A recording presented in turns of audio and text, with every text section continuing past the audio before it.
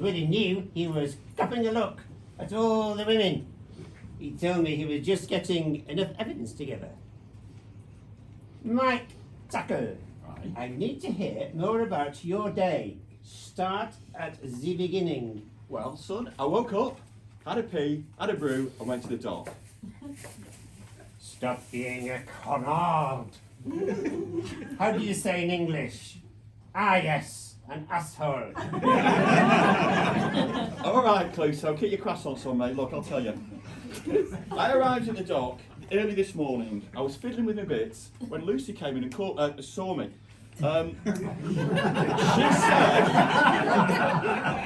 She said she needed a new bra to give it extra support. Now, I used to work in heavy engineering at aerospace, would you believe? So I used my skill to do the job. I based the bra on the undercarriage of a tornado to give her extra support for twin airbags. As we were leaving the garage to go to Lucy's boat for a test flight, Willie saw me.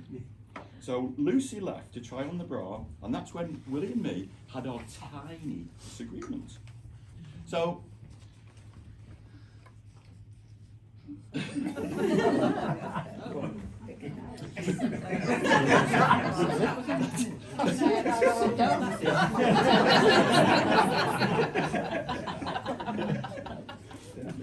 tell the well rehearsed.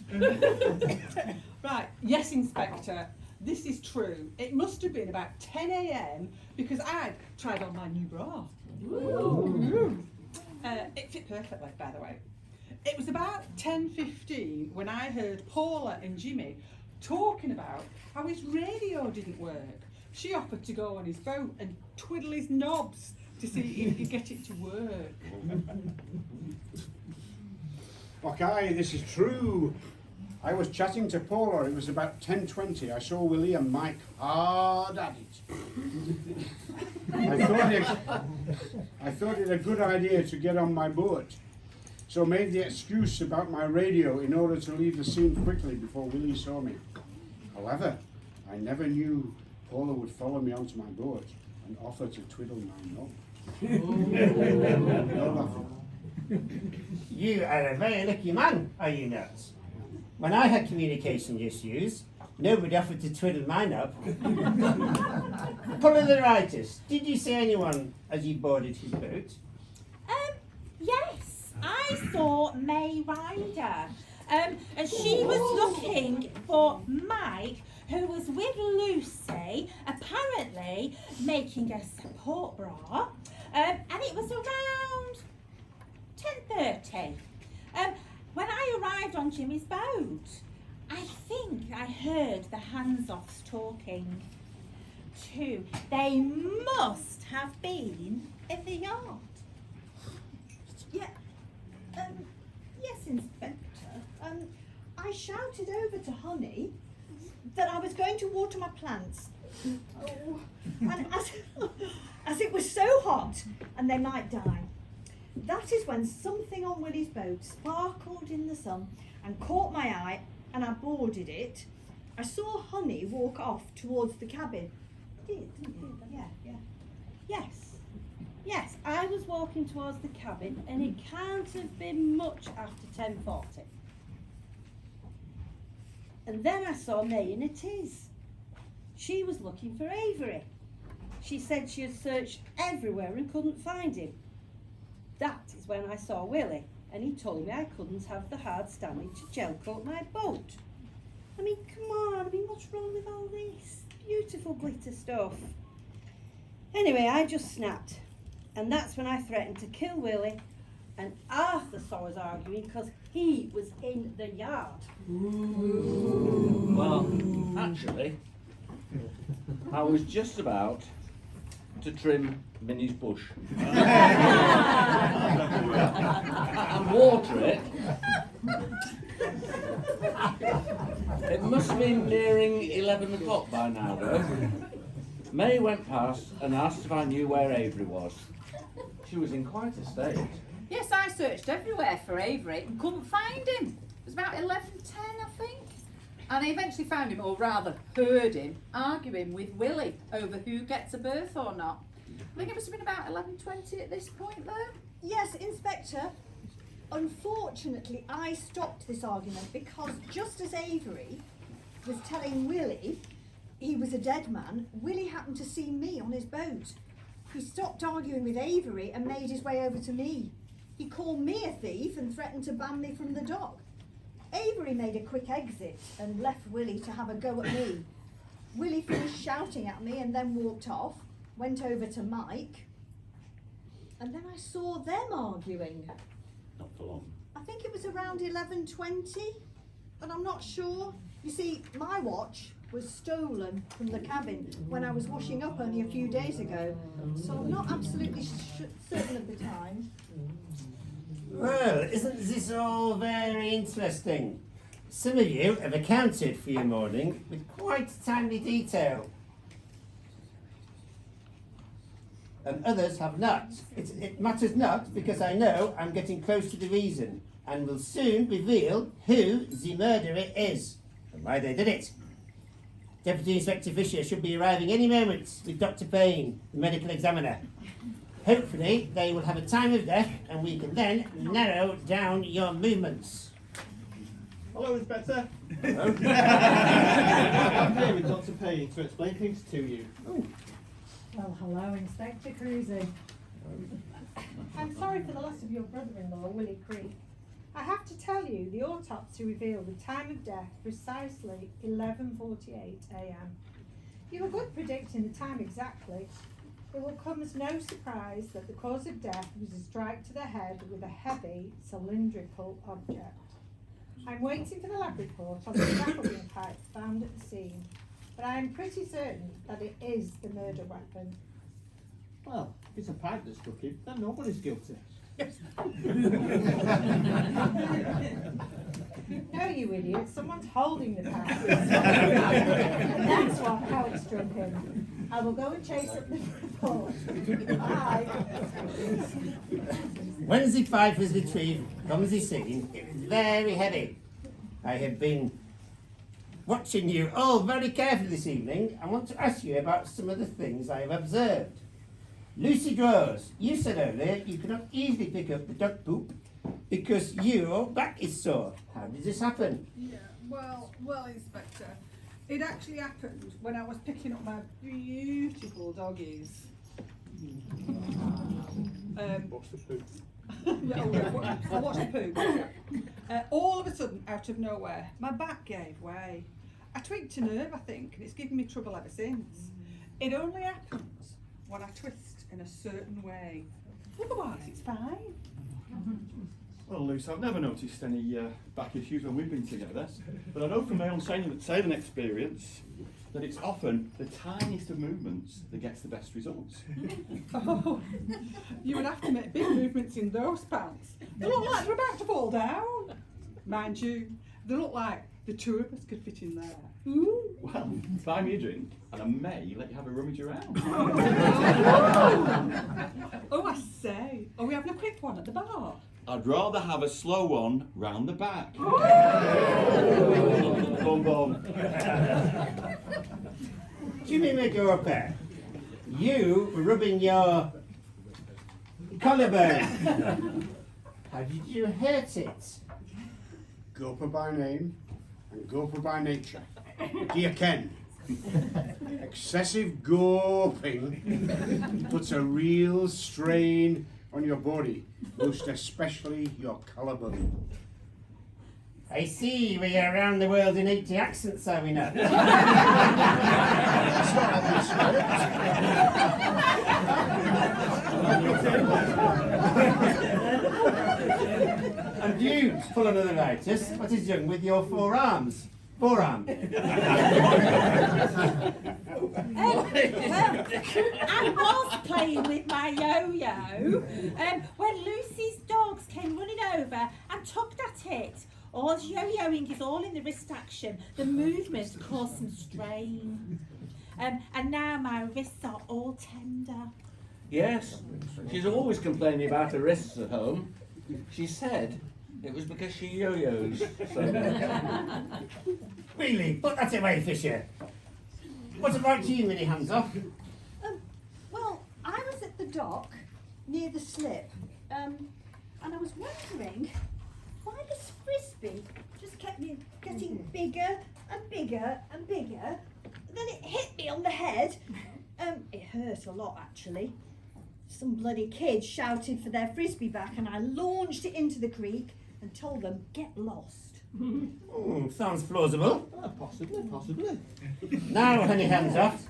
You were rubbing your hand. There appears to be a faint red mark or rash. What have you done? Stop giving me the hairy eyeball, Inspector. I think you will find this is a very nervous rash of respectability. And yes, I have hurt my hand. You see, I love glittery, shiny things. And I dropped my favourite earring between the pontoons near the slipway. So I had to get my hand down to reach it and I scraped my hand on the wood. Perhaps I even brushed against some nettles. Oh, Inspector, remember when we had to have a pee-pee once in the little nettles and we thought, Yes, Mr. Shut up, please. For sakes. Arthritis. What's happened to your shoulder? It appears to hurt you a little. Well, when I reached into my back pocket for my wallet, it put strain on my shoulder. And over time, this has caused a stress issue, both to my shoulder and I think to me personally. I struggle most days, actually, and usually in all departments. I've tried everything, but now rely on herbal remedies. You know, Inspector, I used to be able to keep up with the hare, but now I'm envious of the tortoise. Anyway, these days, I'm just happy to keep my feet on the ground. Well, it's never a really good idea to keep both feet on the ground. You have trouble putting your pants on. Back to business. 6 of you say you worked with Willie at BAE. But I am certain there is no BAE connection here. As I said before, not a lot of work goes on in that factory. The only thing BAE is good at is teamwork, as it gives them somebody else to blame. Mike Tackle. You were rubbing your thigh Yes. area. I was. What have you done? Well, me hearties, I was sharpening me cutlass, and when I put it in me pocket, it nicked me privates. It's really sore, let me tell you. Oh, a lucky escape, dear, a lucky escape. Yeah, tell me about it, Lucy. Inspectors, I've just taken a call from Dr. Payne. The laboratory reports are taking longer than usual. You'll just have to wait a while. Yes, you're dashingly handsome. I can't see a ring on your finger. Would you like to come away to the bar with me? Narrator, I think my deputy inspector and I need to get a quick getaway to discuss things so far. Can you give a summary, please, to help the audience? Well, what another bag of nuts to sort through. Who would have reckoned on Willie Creek and the inspector being in-laws? I think the inspector will do all he can to catch the killer and won't leave a stone unturned. Each and every one of these 9 suspects admit to some sort of altercation with poor old Willie Creek.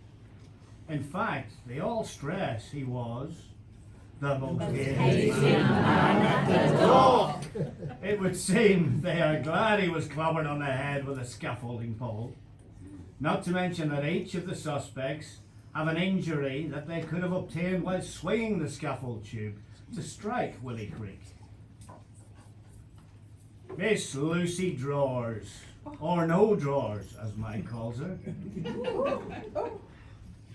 Could she have killed Willie Creek because she wanted Doggy Parton and Cindy Pawford with her at the dock? Some women love their dogs more than their fellas, did you know? Well. Not picking up dog poop, really, how shameful. I'm not surprised Willie had stern words with her. Mike Tackle, oh dear, Mike Tackle. What? Has a big ego.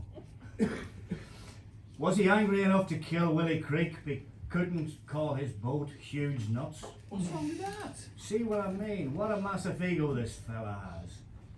Did sharpening his cutlass nearly render him nutless? Mr. Jimmy McGawper, always straining to have a good look. Gawper by name and Gawper by nature is true. He was broke and living on Bonnie Lassie. The threat of eviction from the dock could have made him angry enough to murder Willie Creek. Miss May Ryder. What parent names her child that? It's not really a motivational name, is it? Unlike mine, Alan Bell. Bell, able to do it. Oh, come on. Work with me here. I grew up knowing I was able to do anything. It appears May Ryder lived up to her name too. Could she have killed Willie Creek because he couldn't launch her boat on her unsafe trailer? Mr. Every Night. Guilty as charged. I think he boasts a little. Every night indeed, he wishes. Anyway, being refused a berth could have made him angrier than we know. I mean, he was expecting to see May Ryder every night, and without a permanent berth, this could have caused him issues. Perhaps he wasn't too tired from his every night activities, that this refusal could have made him angry enough to kill Willie Creek. Got a guilty face. Mr. Arthritis, a man who is slow and steady like a tortoise. He has money, but he won't spend it until he absolutely has to.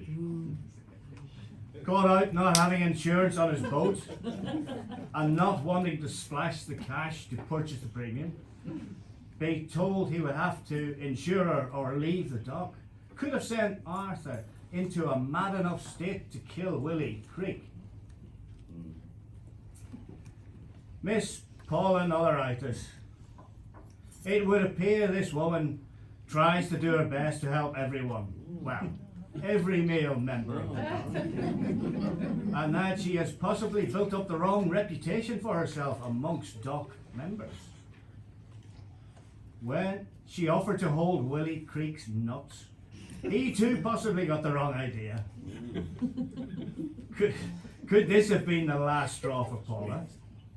If word got out about this misunderstanding, then who knows what would have happened? Could she have killed Willie Creek to stop him talking to her husband? Another murder.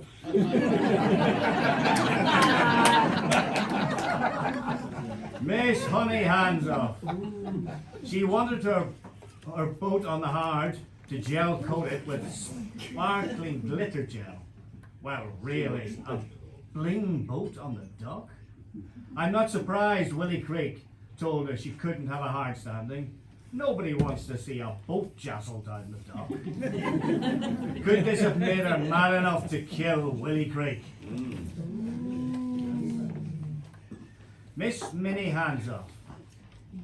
Accused of stealing by Willie Creek. This would have been a full ban from the dock, meaning she wouldn't be able to see Honey, her cousin, every day. And if she was not there, who would stop Arthur from watering and trimming her bush? Could the threat of a ban and the shame of being called a thief been enough to cause Minnie to kill Willie Creek? I am sure you will all do well in sorting the facts out so far. So fair winds and following seas. Now we will take a break. Please get a raffle ticket, eat some cheese, and get a drink.